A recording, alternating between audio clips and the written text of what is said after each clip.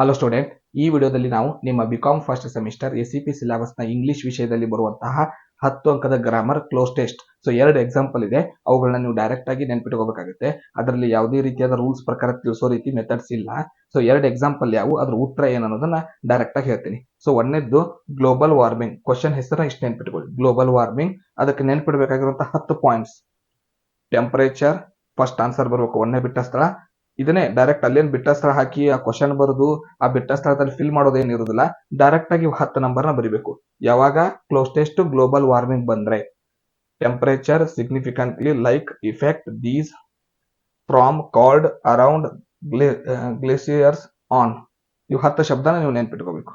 ಎರಡನೇದ್ದು the constitution is ಅಂತ ಪ್ರಶ್ನೆಯಲ್ಲಿ ಬಂದ್ರೆ 10 ಶಬ್ದ ಬರಿಬೇಕಾಗುತ್ತೆ ಉತ್ತರ.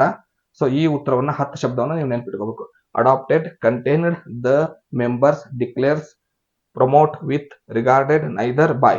ಸೊ ಇವುಗಳನ್ನ ನೆನ್ಪಿಟ್ಕೊಳ್ಳೋದಕ್ಕೆ ಹೇಳೋದಕ್ಕೆ ಮೆಥಡ್ ಇಲ್ಲ. ಆದ್ರಿಂದ ನೀವು 10 ಶಬ್ದವನ್ನು ನೇರವಾಗಿ ಬೈಪಟ್ ಹಾಕಬೇಕು. 2 ಪ್ರಶ್ನೆ ಮೊದಲಿನ 2 ಲೈನ್ ನೀವು ಬೈಪಟ್ ಹಾಕಬೇಕು. ಅಂದ್ರೆ 2 ಶಬ್ದವನ್ನ ನೆನ್ಪಿಟ್ಕೋಬೇಕು, ಇದೇ ಕ್ವಶನ್ ಅಂತ ಕಂಡು ಹಿಡ್ಕೊಳ್ಳೋಕೆ. ದ ಕಾನ್ಸ್ಟಿಟ್ಯೂಷನ್ ಅಂತ ಬಂದ್ರೆ ಒಂದು ಪ್ರಶ್ನೆ, ಗ್ಲೋಬಲ್ ವಾರ್ಮಿಂಗ್ ಅಂತ ಬಂದ್ರೆ 2ನೇ ಪ್ರಶ್ನೆ. ಈ 2ರಲ್ಲೇನೆ ಫಿಕ್ಸ್ ನಿಮಗೆ 10 ಅಂಕಕ್ಕೆ ಒಂದು ಕ್ಲೋಸ್ ಟೆಸ್ಟ್ ಕ್ವಶನ್ ಫಿಕ್ಸ್ ಆಗಿ ಕೊಡ್ತಾರೆ. ಧನ್ಯವಾದಗಳು. ಮುಂದಿನ ವಿಡಿಯೋದಲ್ಲಿ ಮತ್ತೊಂದು ಮೆಥಡ್ ನೊಂದಿಗೆ ಸಿಗೋಣ.